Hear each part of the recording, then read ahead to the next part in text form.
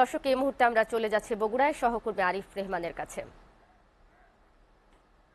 আরিফ, কেমন হলো এবারের বাজেট? বিশেষ করে আপনার জেলায় যে রাজনৈতিক ব্যক্তিত্ব রয়েছেন, তারা আসলে এই বাজেট নিয়ে কি বলছেন?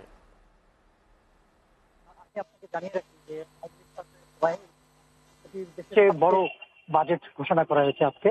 এই বাজেট নিয়ে বগুড়া অঞ্চলের মানুষের মধ্যে মিশ্র প্রতিক্রিয়া সৃষ্টি করেছে। বিশেষ করে সরকারি দলের নেতাকর্মীরা এই বাজেটকে স্বাগত জানিয়েছেন এবং আমি এখন দাঁড়িয়ে আছি বগুড়া শহরের একদম কেন্দ্রস্থল সাতমাথা এলাকায়।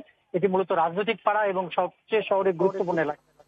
এখানে আওয়ামী লীগের পক্ষ থেকে কিছুক্ষণের মধ্যেই একটি স্বাগত জানিয়ে বাজেটকে স্বাগত জানিয়ে একটা মিছিল বের করা হবে, সে ধরনের একটি প্রস্তুতি নেওয়া হচ্ছে আওয়ামী লীগের পক্ষ থেকে। আওয়ামী লীগের নেতাকর্মীরা এই বাজেটকে একটি স্মার্ট বাংলাদেশ বিনির্মাণে একটি উপযোগী বাজেট হিসেবে তারা মনে করছেন এবং তারা এই বাজেটকে স্বাগত জানিয়েছেন। অন্যদিকে বিরোধী দলের নেতাকর্মীরা এই বাজেটকে তারা গরিব মারার বাজেট এবং বিশেষ করে মানুষের উপর করের বোঝা চাপানো হয়েছে, মানুষের দুঃখ কষ্ট আরো বেশি হবে, এই ধরনের একটি মনে করছেন। বিশেষ করে এখন এই মুহূর্তে বাংলাদেশ কমিউনিস্ট পার্টি বগুড়া জেলা থেকে এই বাজেটের কে প্রত্যাখ্যান করে এবং পুনরায় বাজেট ঘোষণার দাবিতে তারা একটি সমাবেশ করছেন।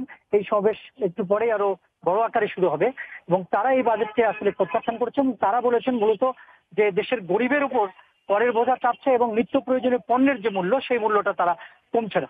আবার আরেকটি বিষয়কে তা বিশেষ করে বাম সংগঠনগুলো এবং বিরোধী দলগুলো বলেছেন যে বাজেটে কালো সাদা করার যে সুযোগ দেওয়া হয়েছে, এটি মূলত দেশে দুর্নীতি এবং অসততার মাধ্যমে যে পয়সা উপার্জনের যে প্রবণতাটা আরো বাড়বে এবং দেশে দুর্নীতির পরিমাণটা আরো বেশি পরিমাণ বাড়বে। এই সুযোগটাকে কোনোভাবেই সাধারণ মানুষ ভালোভাবে দেখছেন না।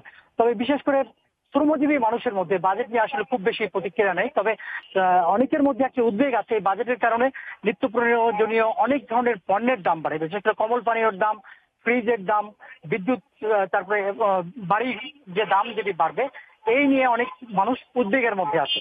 সব মিলিয়ে বাজেট নিয়ে বগুড়া অঞ্চলের মানুষের মধ্যে একটা উদ্বেগ উৎকণ্ঠা আছে এবং একটি মিশ্র প্রতিক্রিয়া আছে।